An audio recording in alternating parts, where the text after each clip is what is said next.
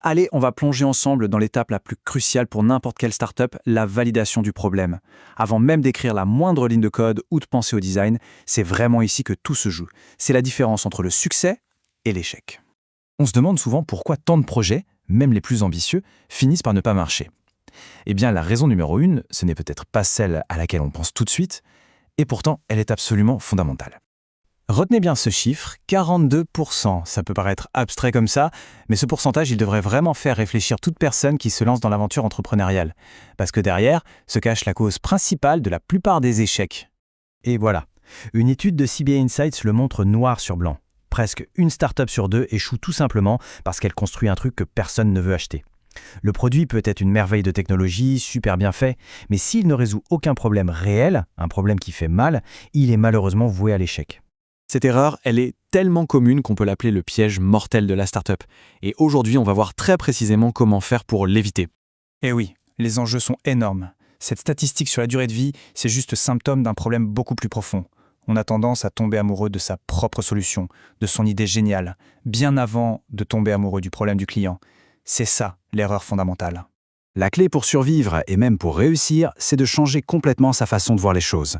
Il faut arrêter d'être obsédé par le produit et devenir obsédé par le problème. D'un côté, on a l'approche produit, un peu l'approche champ de rêve. Si on le construit, ils viendront. C'est un pari hyper risqué. Et de l'autre, on a l'approche problème, la voie de la sagesse. On commence par trouver un vrai problème. Et ensuite, seulement ensuite, on construit la solution. Ça change tout en termes de risque. Bon, mais alors, comment on fait ce virage concrètement ? Tout part d'une philosophie, d'une méthode bien précise qu'on appelle le Customer Development ou en bon français, le développement par la clientèle. Voilà, le mantra de cette approche, il est simple, mais il change absolument tout. Les réponses, les faits, la vérité, ils ne sont pas dans un bureau, pas dans une salle de réunion et certainement pas dans un fichier Excel. Ils sont dehors. Il faut sortir et aller sur le terrain. En fait, le Customer Development, c'est une approche quasi scientifique pour monter sa boîte.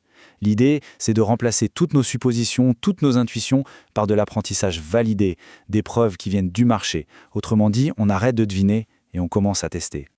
Et ce processus, il se déroule en 4 étapes logiques. D'abord, la découverte. On cherche un problème qui vaut vraiment le coup d'être résolu. Ensuite, la validation. On vérifie que notre solution résout bien ce problème et que des gens sont prêts à payer pour. Et c'est seulement après qu'on passe à la création de la clientèle et à la construction de l'entreprise pour passer à l'échelle. Chaque étape permet de réduire le risque avant d'investir plus. D'accord. C'est bien beau la théorie, mais concrètement, on fait comment sur le terrain ? Quels sont les outils qu'on peut utiliser pour découvrir et valider ces fameux problèmes ?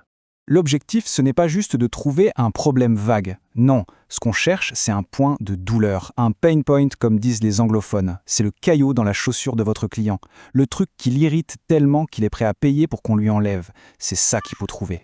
Et pour dénicher ces points de douleur, il n'y a pas de secret, il faut parler aux gens. Mais attention, pas n'importe comment. Il faut poser des questions ouvertes comme celle-ci. L'idée, ce n'est pas de demander « est-ce que vous aimeriez ma super solution ?», mais plutôt de comprendre leur quotidien, leur frustration. C'est comme ça qu'on découvre des pépites. Et la super bonne nouvelle, c'est que ça ne prend pas des années. On estime qu'avec une vingtaine de conversations sérieuses, menées sur 1 mois environ, on peut déjà avoir une vision incroyablement claire d'un problème de marché. C'est rapide, ça ne coûte presque rien et la valeur qu'on en retire est immense. Une fois qu'on a recueilli toutes ces informations, il y a un outil génial pour tout mettre au clair sur une seule page, le Lean Canvas. Et regardez bien, la toute première case à remplir, c'est la case « Problème ». Ce n'est pas un hasard, c'est le point de départ, le moteur de tout le reste de votre business model. C'est seulement après avoir fait tout ce travail, après avoir validé le problème, qu'on a enfin le droit de commencer à penser à la solution. Mais là encore, on ne le fait pas n'importe comment, on le fait de manière intelligente et petit à petit. Surtout, on ne cherche pas à construire le produit parfait avec des centaines de fonctionnalités. Non, l'objectif, c'est de construire un produit minimum viable, un MVP. C'est la version la plus basique, la plus simple de notre produit qui nous permet de le mettre entre les mains de vrais utilisateurs pour commencer à apprendre le plus vite possible. Et ce MVP, il est au cœur du moteur d'une startup Lean, la boucle construire, mesurer, apprendre. C'est un cycle permanent. On construit une petite version, on mesure comment les gens réagissent et on apprend de leur retour pour décider quoi faire ensuite. On continue comme ça ou on change de cap.